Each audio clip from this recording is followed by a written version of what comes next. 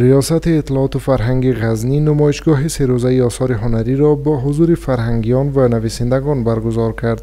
در این نمایشگاه نزدیک به 30 اثر خوشنویسی به نمایش گذاشته شد. مثلا هدف آن را معرفی ظرفیت‌های هنری، تقویت همکاری میان فرهنگیان و تشویق نسل جوان به فعالیت‌های فرهنگی دانستند. به گفته مسئولان این نمایشگاه به مدت 3 روز ادامه خواهد داشت و قرار است در آینده نمایشگاه‌های بزرگتر و گسترده‌تری در این ولایت برگزار شود تا زمینه معرفی هرچی بهتری آثار هنری و فرهنگی فراهم گردد.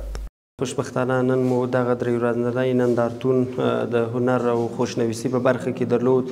په ټوله کې له دغه څخه هدف دا و ترڅو د هنر برخې ته محصلین ځوانان متوجه سي، د هنر او هنري برخې له ملګرو سره مو همکاري کړې وي او په ټوله کې دغه د هنر برخه مو ساتلې وي او یا مو لا تقویه کړې وي.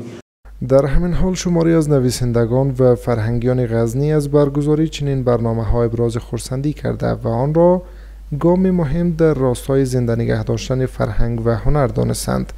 آنان از حکومت خواستند که در بخش حمایت، انتقال و حفاظت از آثار هنری توجه جدی‌تری صورت گیرد. کار ورته ونیشي نو که یو څوک وویني په آینده کې وویني نو ویني به لوسته بینی شي.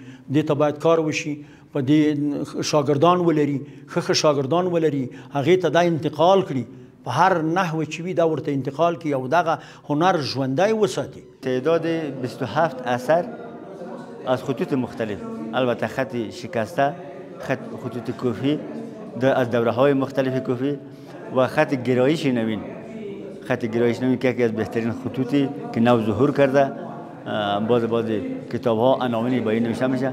این از خطها در قالب‌های مختلف زیاتر اشعار عرفانی، آیات قرآن عظیم‌شان و احادیث در کار رفته.